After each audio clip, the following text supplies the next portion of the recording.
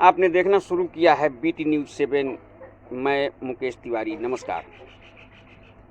चुनाव का टाइम है, चुनावी पारा चरम पर है और उसमें भी साहेबगंज जो है हॉट सीट तो पहले से ही है और अभी कुछ इसका पारा ज़्यादा ही हाई है। और ऐसे में ही एक न्यूज़ चल रहा है सोशल मीडिया पर, तुलसी राय के द्वारा पत्रकार जब पूछता है तो बताते हैं कि 110% मेरा टिकट फाइनल है। 110% फाइनल है, हमको ऊपर से आशीर्वाद मिल चुका है। टिकट उन्होंने ये भी कहा कि टिकट 10 नंबर में फाइनल होता है पटना, यहाँ नहीं। मुझे लगता है कि ऐसा बयान जो है पार्टी के सेहत के लिए अच्छा नहीं है। मान लीजिए कि अगर उनका टिकट फाइनल है तो कन्फ्यूजन होगा। उनका टिकट फाइनल है तो बाकी जो क्षेत्र में हैं, पृथ्वीनाथ जी हैं, धीरज शुक्ला जी हैं, राजेश कुमार जी हैं, ये लोग मैदान छोड़ दे। मान लेते हैं जब टिकट 6 महीना पहले ही उनका फाइनल हो गया तुलसी राय जी का, तो बाकी लोग जो अपने क्षेत्र में मेहनत कर रहे हैं, तो इसका मतलब है कि ये लोग काम करना छोड़ दे। क्यों अपना धन और पैसा और समय बर्बाद करेगा लोग। ऐसा बयान जो है, इस बयान से, ऐसा बयान से इन लोगों को बचना चाहिए।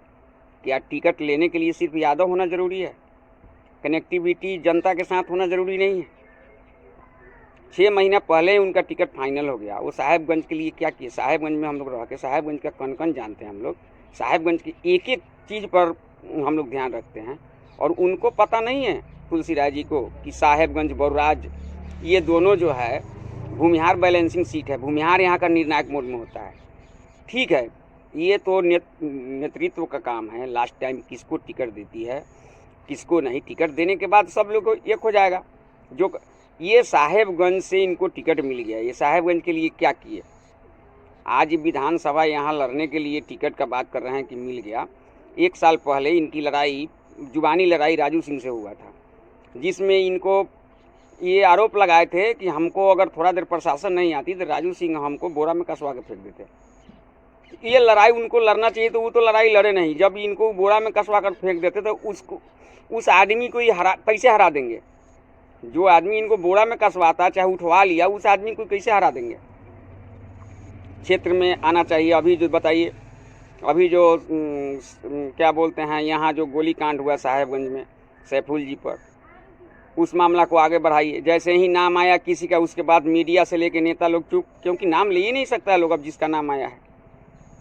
सीधे वहीं से बैठकर, और हम तो राष्ट्रीय नेतृत्व को बोलेंगे कि ऐसे बयान से आप अपने कार्यकर्ताओं कहिए कि ऐसे बयान से बचे, क्योंकि इसमें क्या होगा कि सस्पिशन में पड़ जाएगा यहाँ का लोग कि भाई टिकट उनको मिल रहा है तो हम किधर जाएं। आपने ही मंच से बोला था कि इस बार टिकट किसी के पैरवी से नहीं, ठोक ठिठा के दिया जाएगा और जिसका कनेक्टिविटी जनता के साथ होगा टिकट उसको दिया जाएगा। तो पहले ये लोग आकर अपना क्षेत्र में घूमे, लोगों को समझे, लोगों के लिए कुछ करे, कि अभी से ही बयान देने लगे कि टिकट मेरा फाइनल है, 110% फाइनल हो गया, तो बाकी जो उम्मीदवार उम्मीद पर हैं उनका मनोबल टूटेगा। और यहाँ ऐसे भी उम्मीदवार हैं जो काफ़ी दिन से अपना समय पैसा सब कुछ बर्बाद कर रहे हैं और सबके दुख सुख में घूम रहे हैं।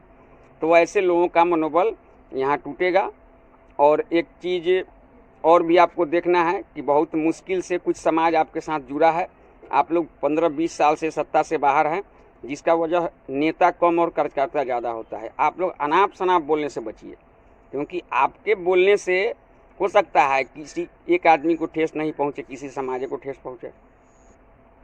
ये सब चीज़ नेतृत्व को देखना होगा और इसको सोचना होगा और इस पर मतलब समझाना होगा कि ऐसा बयान नहीं दें जिससे यहाँ लोग बटे। साहेबगंज, अभी उनको ये भी पता नहीं है तुलसी राय जी को कि साहेबगंज में जो अभी प्रेजेंट विधायक हैं, मंत्री हैं, उनके पास कौन कौन सा वोट है।